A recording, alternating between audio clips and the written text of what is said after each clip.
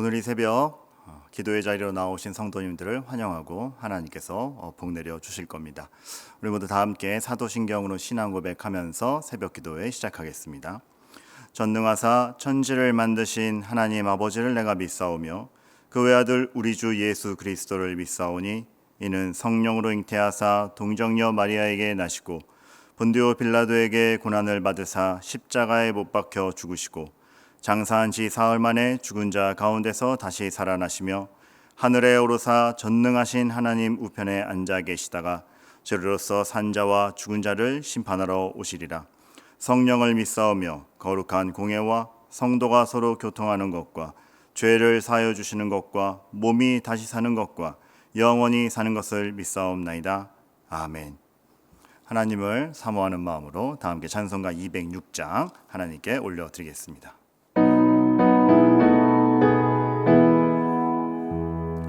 주님의 귀한 말씀은 내 발의 빛이요 목마른 사막길에서 샘물과 같도다. 굶주린 나의 영혼을 만나로 먹이고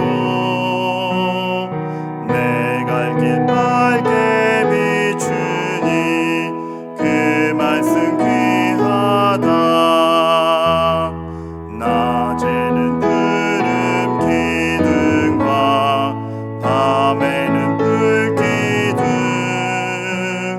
주 백성 앞에 나타나 인도해 주시네. 하늘의 깊은 지혜를 깨닫게 하시고 주 말씀 밝히 알도록 늘 도와주소서.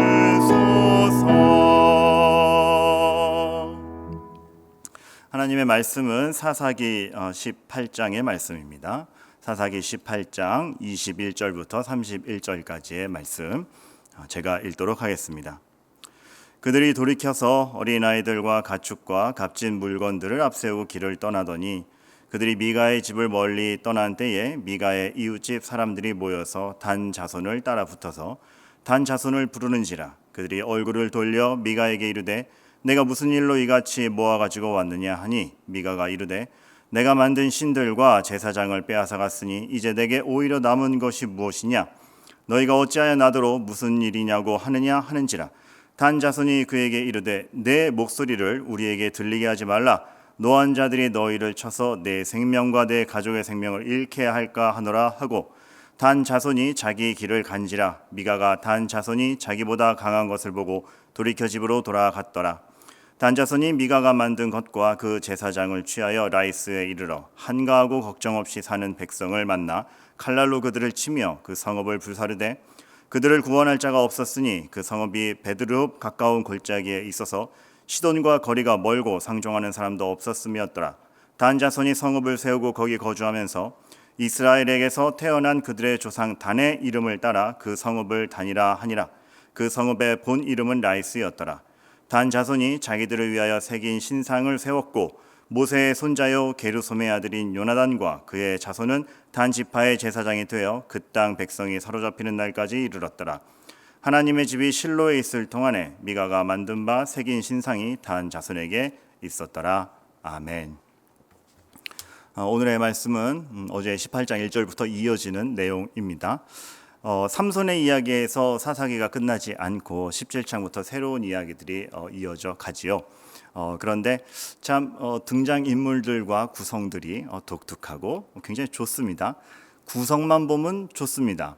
어제부터 이어진 에피소드에서 등장하는 인물들, 이스라엘의 한 가정, 그리고 종교를 책임지는 제사장, 그리고 단 지파라는 하나의 지파.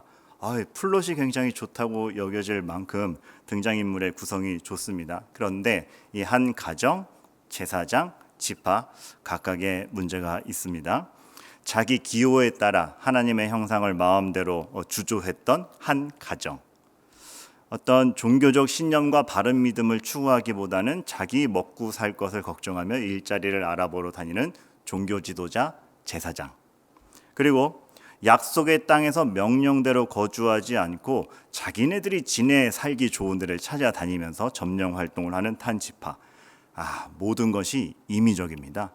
임의적이라는 뜻은 질서와 기준과 신념이 없다라는 얘기입니다. 왜 질서와 기준과 신념이 없습니까? 어제의 설교에서도 말한 바대로 하나님을 왕으로 모시지 않기 때문에 그들에게는 어떠한 하나님의 명령도 본인들의 신념이 되지 못하고 임의적으로 행동하는 것입니다. 사사기는 하나님의 이름이 수없이 나옵니다. 하지만 그 하나님을 왕으로 섬기면서 나오지는 않습니다. 사람들은 신앙적 논의를 하는 것 같습니다. 하지만 그 신앙을 자신의 신념으로 여기지는 않습니다. 그냥 자기 마음대로 합니다. 그냥 자기 마음대로 한다가 어제 나온 말씀에서 뭐였습니까? 각기 자기 소견에 옳은 대로 행하였더라.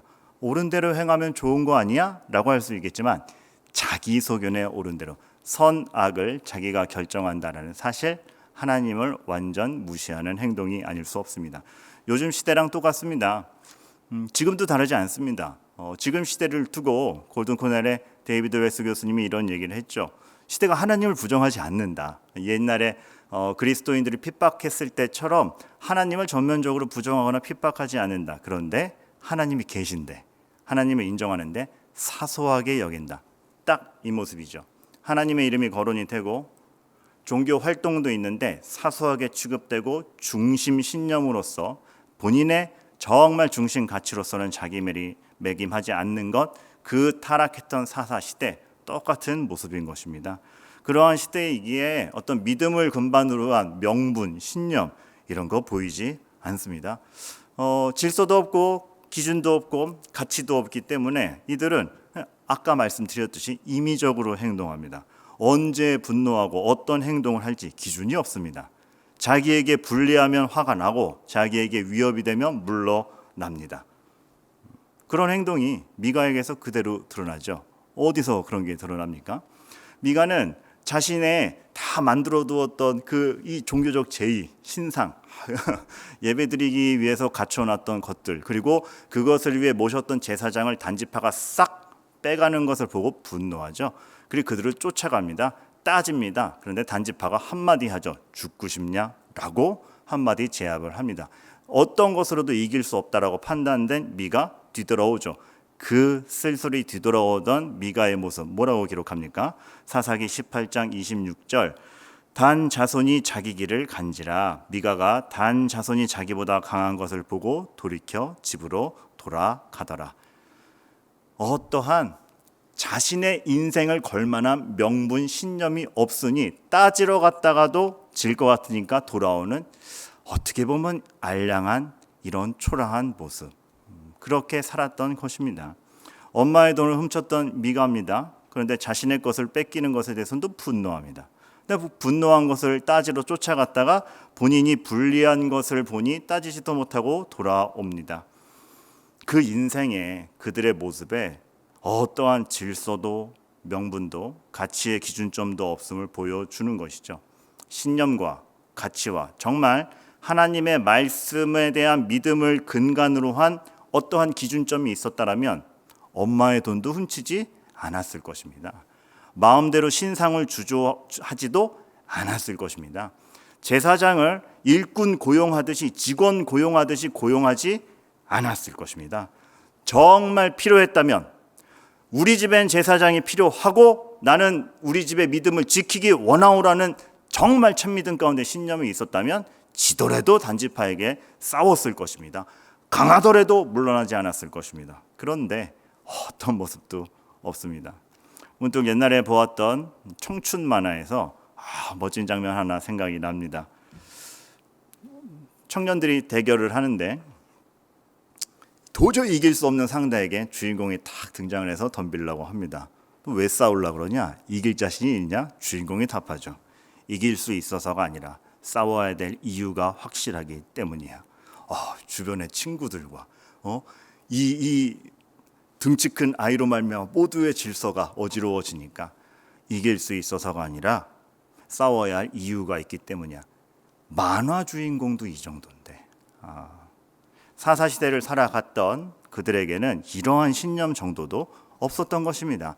하나님의 말씀과 약속이 근반이 되었다면 훨씬 더 분명한 태도가 일어났을 것인데 정말 가치 있는 행동, 믿음을 근반으로 한 정말 가치 있는 행동은 결단을 만들어내고 그 결단은 전율을 만들어내죠. 어떻게 저럴 수 있지? 어떻게 저런 행동을 할 수 있지? 그런데 미가를 볼 때 그런 행동이 있습니까? 없습니다. 종교 활동은 있었죠. 그러나 그 종교 활동을 허락하신 하나님과 하나님의 말씀과 하나님의 뜻이 전혀 그의 삶이 되지 않았기 때문에 그 행동에는 어떠한 전율도 어떠한 가치도 어떠한 명분도 없이 쓸쓸하게 퇴장합니다. 그런 임의적인 모습은 미가뿐만이 아니라 제사장은 물론이요, 그 제사장을 뺏어간 단지파에게도 나타납니다.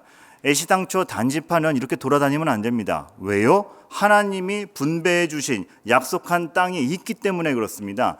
명령한 대로 그 땅에 들어가 분배받은 땅에서 살았어야 됩니다. 그런데 자기네들이 보기에 좋은 땅을 찾아다니며 점령 활동을 합니다. 그러면 안 돼요? 네, 그러면 안 됩니다.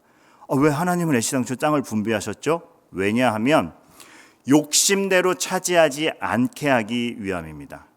하나님의 뜻과 약속으로 차지하여서 인간의 욕심으로 땅을 차지하지 않게 하려는, 그리하여 야망으로 살지 않고 믿음으로 살며 본인의 실력이 아니라 하나님에 대한 신뢰로 살게 하기 위하여 분배된 땅으로 가서 약속대로 그 땅에 살아가도록 하신 것이죠. 그러나 단지파는 그러지 않았습니다.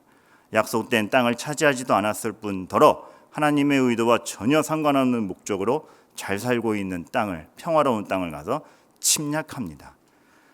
하나님의 말씀이 없어진 인간의 행동, 어떤 죄인가도 똑같은 것입니다. 이러한 가운데, 이러한 무질서 가운데,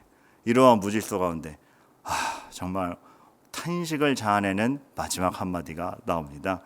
이러한 가운데 그럼 제사장이라도, 등장인물 중에 제사장이라도 영적 중심을 잡아줘야 되는 거 아니야 할 때, 그 제사장은 돈과 명예를 보고 더 큰 단지파를 쫓아가는데 그 단지파를 쫓아가는 사람의 이름이 나옵니다. 그 이름을 볼 때 우리가 와르르 무너져. 왜? 사사기 18장 30절, 단 자손이 자기들을 위하여 그 신상을 세웠고, 그 제사장의 이름이 나옵니다. 모세의 손자요 게르솜의 아들인 요나단과 그의 자손은 단지파의 제사장이 되어 그 땅 백성이 사로잡히는 날까지 이르렀더라. 충격적이게도 팔랑팔랑 돌아다니던 이 제사장, 모세의 자손입니다. 이 제사장의 정체는 모세의 손자입니다. 와르르 무너지죠. 모세의 손자마저도. 왕이 없지 않은 시대입니다. 어제 말했듯이 단지 왕정 체제가 아니란 얘기가 아닙니다. 왕이신 하나님이 계셨지만 하나님을 왕으로 여기지 않았던 것입니다. 스승이 없지 않은 시대입니다. 모세라는 걸출한 스승이 있었고 모세라는 걸출한 아비가 있었습니다. 그런데 그 아비가 가지고 있던 말씀을 귀히 여기지 않았고 그를 전혀 스승으로 여기지 않았습니다. 그래서 오늘 이런 말을 기억하고 싶습니다. 한 줄로 요약하자면, 믿음의 신념 없이 행동한다면 우리의 모든 자연스러운 행동까지도 악으로 흘러갈 수 있습니다. 미가 자연스럽게 살았습니다. 필요에 따라 살았습니다. 그냥 자기 삶 잘 챙긴 겁니다. 근데 악으로 갔습니다. 왜요? 하나님을 빼고 행동했기 때문에 그렇습니다. 우리가 적절하는 것조차 하나님을 제외하고 행동한다면 그거는 어느새 악의 기준에 맞추어져 있을 겁니다. 하나님을 제외한 채, 하나님을 사소하게 여긴 채 우리가 하는 모든 행동, 그 자연스러움, 적절함이 모여서 어느새 악을 구성할 것입니다. 그래서 생각해야 됩니다. 말씀 안에서 하나님을 존중하며 나는 하나님의 뜻대로 살고야 말겠다라는 그러한 고민과 고찰이 있어야 됩니다. 그런데 안타깝게도 이 시대는 우리에게 그러한 생각할 기회를 안 주는 것이 현실입니다. 누군가 그랬죠. 사탄의 공격 방법이 바꿨는데 직접적으로 유혹하는 게 아니라 현대 사회를 바쁘게 만들어서 생각할 시간을 안 준다. 우리는 어느새 임의대로 자연스럽게 적절하게 행동하는데 하나님을 사소하게 밀어놓고 행동합니다. 우리의 모든 자연스러움이 악의 기준에 맞추어져 가고 있는 건 모른 채 흘러가고 있는 것입니다. 여러분, 그 모든 바쁨, 그 모든 자연스러움 속에서 나는 미가 같지 않은가? 단지파 같지 않은가? 나는 무엇에 분노하는가? 믿음 안에서의 가치와 명분을 갖고 행동을 해도 하고 생각을 해도 하며 분노하여도 분노하고 싸워도 싸우는가? 말씀 안에서 면밀히 이것을 체크하시는 오늘 하루가 되시기를 바랍니다. 기도하겠습니다. 하나님 아버지 하나님이 너무 사소해진 시대입니다. 크리스마스 캐롤이 넘쳐 흐르지만 예수 그리스도를 왕으로 여기며 찬양을 부르는 소리는 적어져 가고 있는 이 시대에 우리 교회가 아버지 하나님의 권위와 어미함을 분명히 세우고 우리가 하나님을 왕으로 세운다라는 그 증거가 우리 삶에서 하나님의 말씀의 규율대로 순종하며 그 가치를 드러내는 삶이게 하옵소서. 누군가 우리의 행동과 결단을 보고 전율을 느끼며 어떻게 저렇게 행동할 수 있지? 라는 그 감탄이 그를 또한 복음의 길로 초대할 수 있는 선한 영향력들 있게 하여 주옵소서. 예수 그리스도의 이름으로 기도합니다. 아멘. 이 시간 주신 말씀 생각하면서 두 가지 기도 제목으로 기도하겠습니다. 첫 번째, 부분적인 결단과 애매한 순종이 아니라 하나님에 대한 온전한 헌신과 순종이 우리의 삶에 자리 잡게 하소서. 두 번째, 우리의 자녀들에게 나의 주변에 하나님의 뜻이 흘러갈 수 있도록 따뜻한 인격과 분명한 행동으로 하나님의 뜻을 펼치게 하옵소서. 우리 시간 다 함께 기도하며 나아가겠습니다. 하나님 아버지, 이 시간 저희가 하나님의 말씀을 듣습니다.